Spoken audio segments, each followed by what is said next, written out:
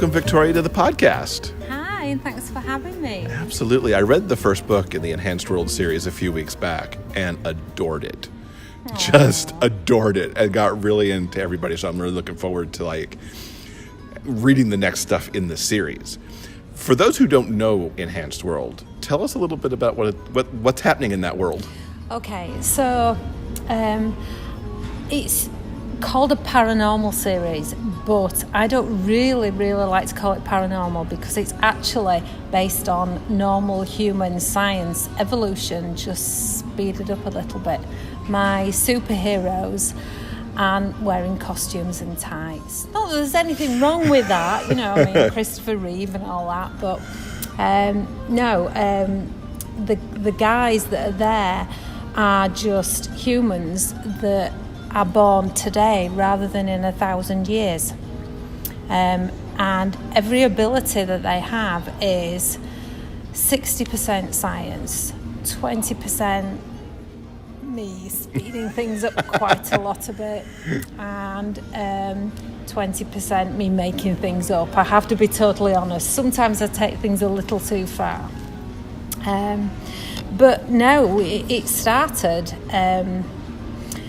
a lot of years ago, actually, because I used to be a nurse.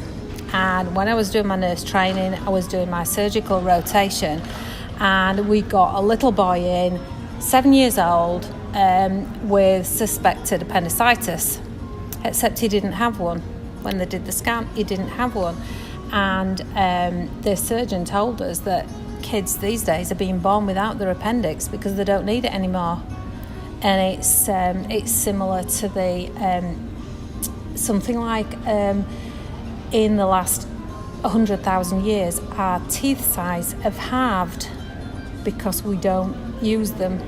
And now I don't know whether this is true. This might be Google kind of like making it a bit more fantastical. But so I understand that some people are being born without their little toes. We don't use them to grapple or hang on. Right. Unless you're a trapeze artist, which, And then hopefully you're born with little toes. Yes. Yeah, that would be difficult. Yeah, so, but I will never forget this little boy back in the hospital however many years ago. I won't tell you exactly how many, but being born without his appendix. So I kind of thought about that, and I didn't want, like I said, going back to the men in tights and the uniform and things. I wanted something a bit more realistic. So each of my guys' abilities are based on scientific fact with a little bit extra. A little Victoria thrown in. Yes, a little bit extra. Because, the science, who's to say the science that I'm not adding a little bit extra might not be fact in 1,000 years? Sure. You don't know. Yeah, absolutely. Now tell us about the new book. What's getting ready to come out?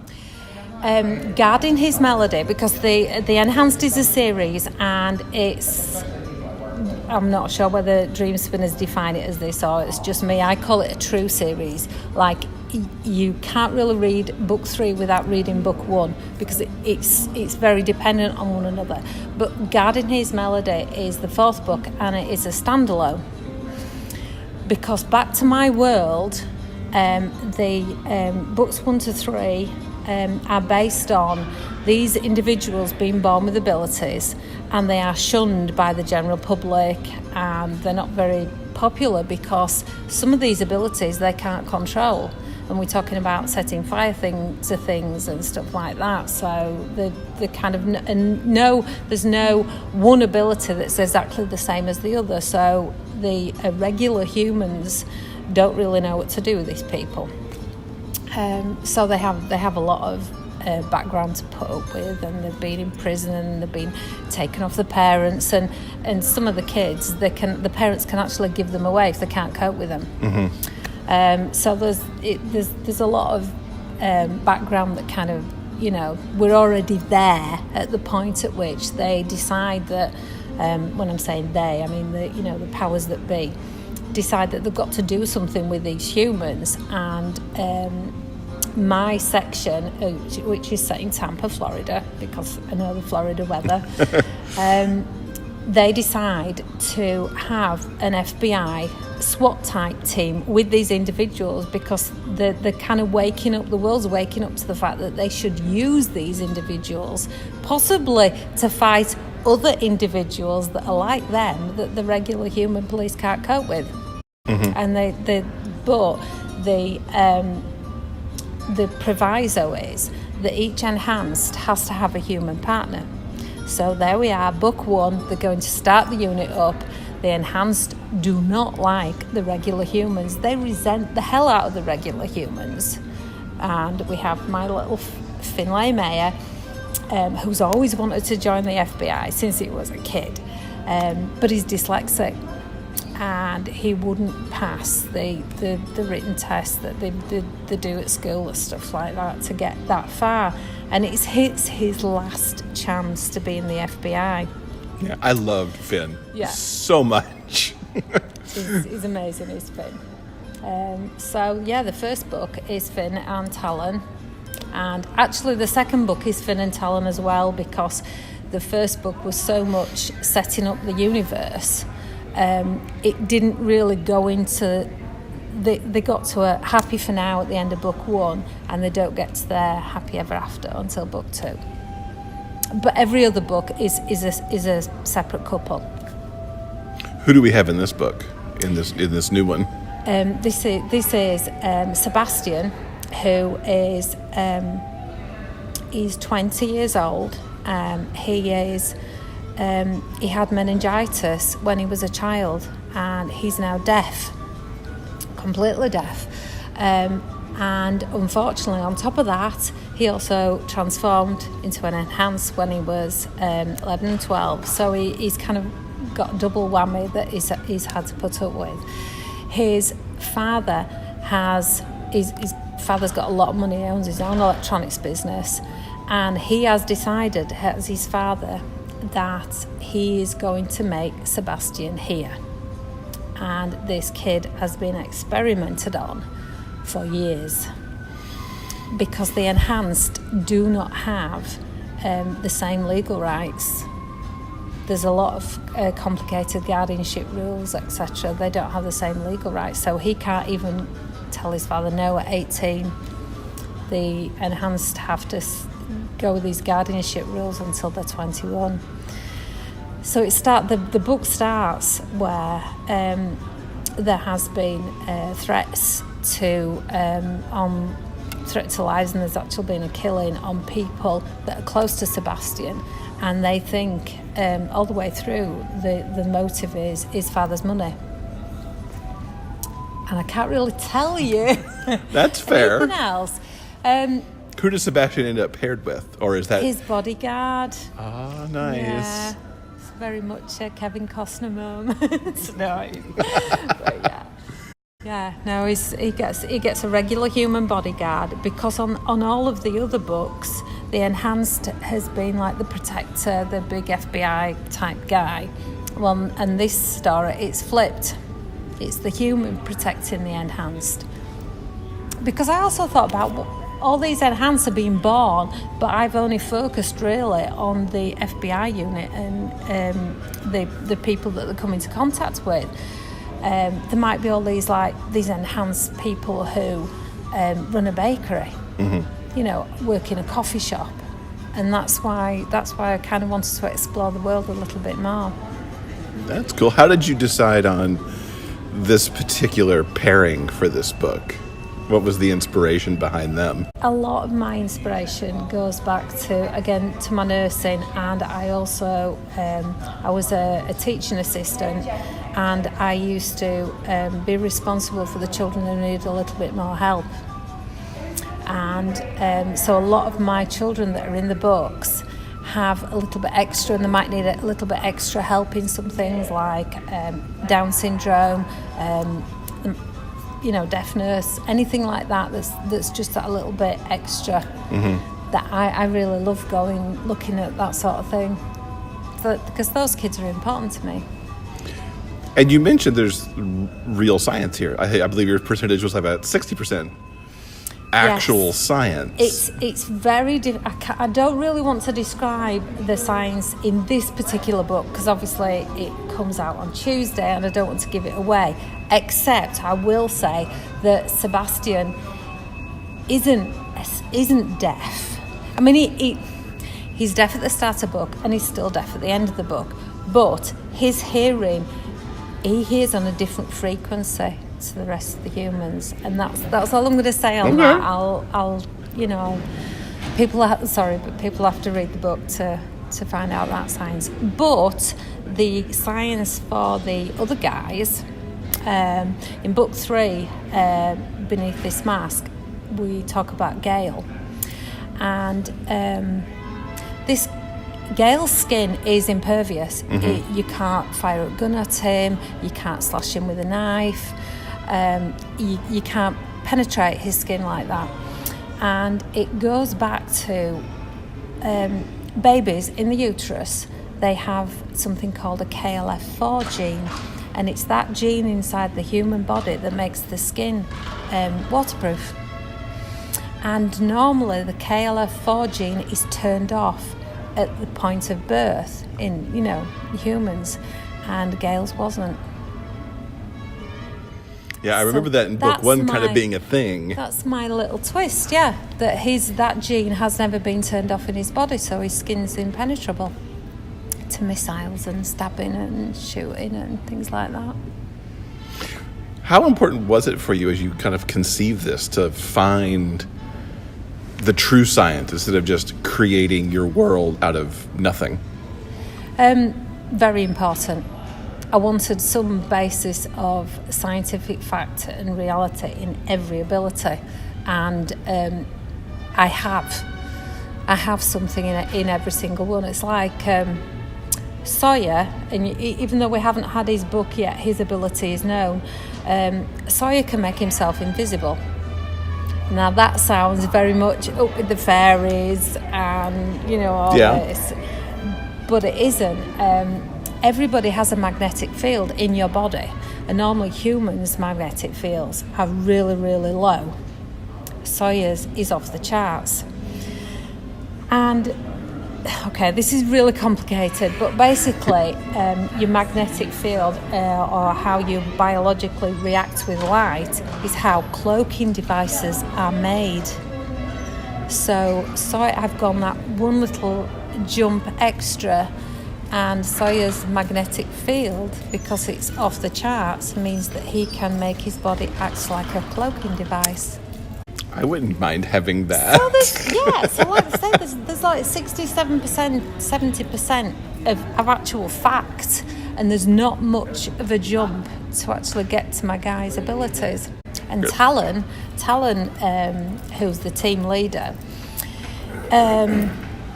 he has something. There's a science called epigenetics, and you've probably heard that recently scientists experimented on these poor mice, but they can actually reverse the aging process in the mice and actually make them younger.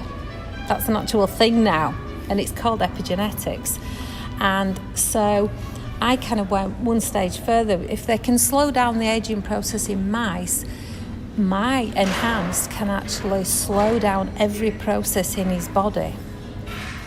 And he can actually do it with other people that he comes into contact with. So that varies between just putting someone to sleep to actually killing them.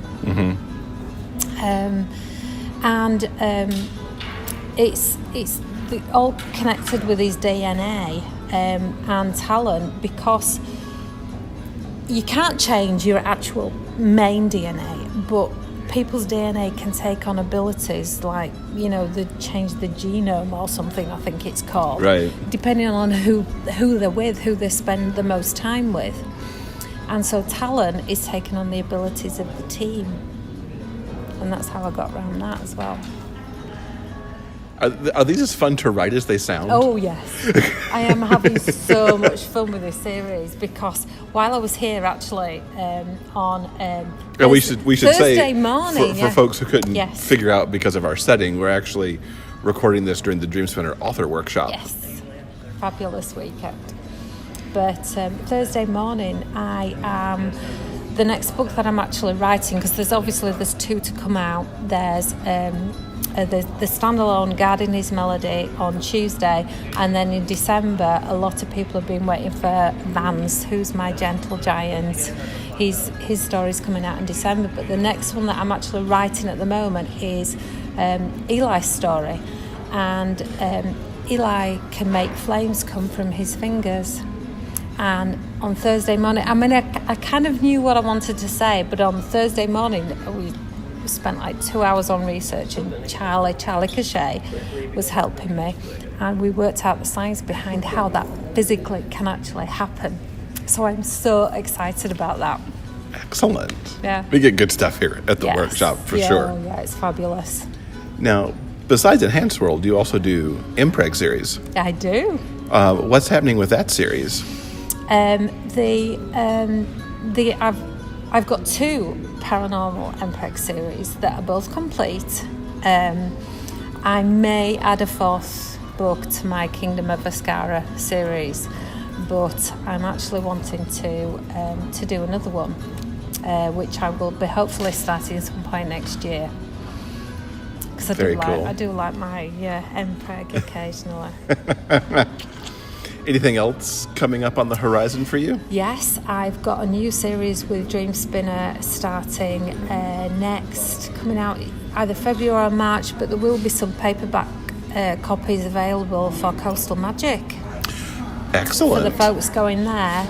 And that's my romantic suspense series, and the first book is called In Safe Hands, and it's being edited as we speak. Fun. Now, you are going to be at Coastal Magic. I am. At the end of February next year. Yes. What do you like so much about Coastal? It's only an hour away from my house. Well, that's a big benefit, isn't it? Yes. Yeah, no, I love Coastal. I started going to Coastal Magic just when I just started writing. It's friendly. It's and I mean, as you can tell, I love paranormal, and that's how it started. They do more contemporary; it is a lot more open these days. But it did start off as a small con for paranormal romance writers, which is my favourite genre. But yeah, it's friendly, it's small, everybody knows everybody else, and Damon does his thing, being Damon. Cinema Tatiste, yeah. He practices on us all, so. Right, because for those who don't know, Coastal is the practice run for now what is the Book Lovers Convention. Book Lovers Convention, yes, which I'm going as well. Going to as well. So what's the best way for folks to keep up with you online and follow what's going on? I've got Twitter at Vicky Sue Writes, but I'm mainly on Facebook. I have my own group, which is called Victoria's Secrets, which was a joke when it started.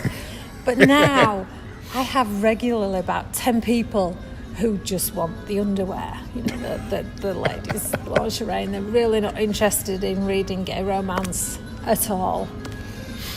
So I have to kind of filter those people out a little bit. I'm sorry, you're here for the wrong thing. Yeah. Although I think I have actually managed to convert a couple of people. Well, that's good. Yes. Bring them into the fold. Yes.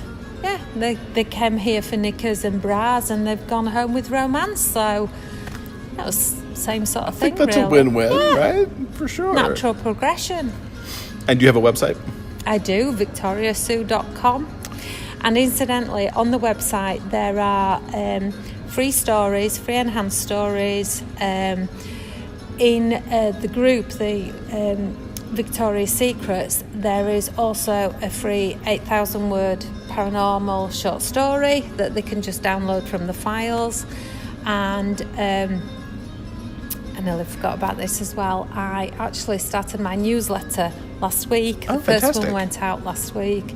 And that includes a free novel, Pure, one of the first gay romance stories that I wrote 3 years ago.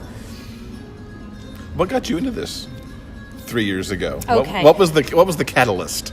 The catalyst. The catalyst was two things.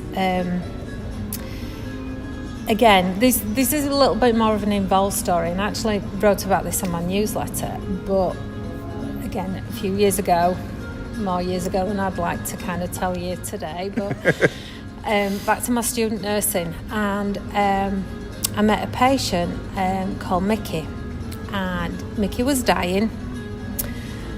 There was nothing anybody could do for him, but I was on nights. I was a 20-year-old doing nights, and we got talking over a shared interest of Emily Bronte, and a lot of he loved Shakespeare, which I did as well. So we had a lot of in-depth conversations about literature, because nights are 8 hours long, really boring, and you just basically sat there hoping nothing happens, that people are just watching people sleep. And he didn't really sleep because he couldn't breathe properly.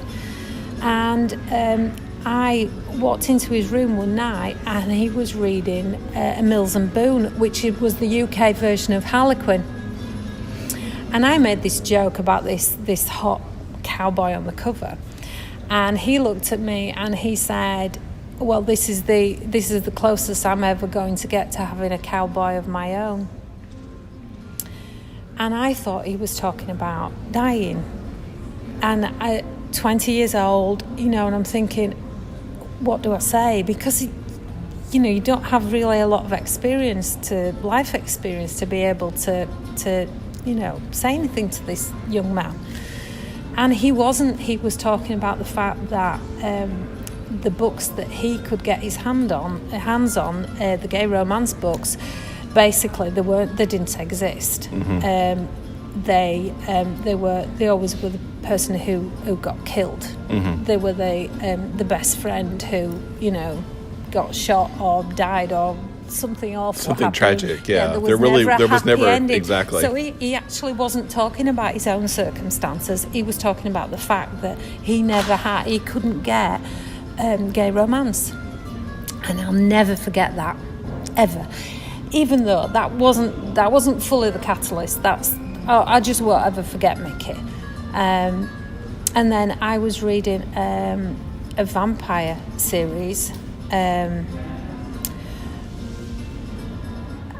I can't remember the name. That's okay. I was reading this vampire series, and book 8, Tina Folsom, called The Scangards, and book 8 was a gay romance pairing, and I devoured this book. It was one of the best love stories in the whole series, and it was wonderful, and that was it. I mean, I like all romance, so I like reading the male, female, any combination, really. Excellent. But that's what got me interested in writing gay romance, yeah. Fantastic. So between Mickey and Tina Folsom, really, were the two things. And we will link up to everything in our show notes so folks can find the books and find your website. And best of luck with this new Enhanced World book coming out. Thank you. Thanks very much for being with us. Thank you.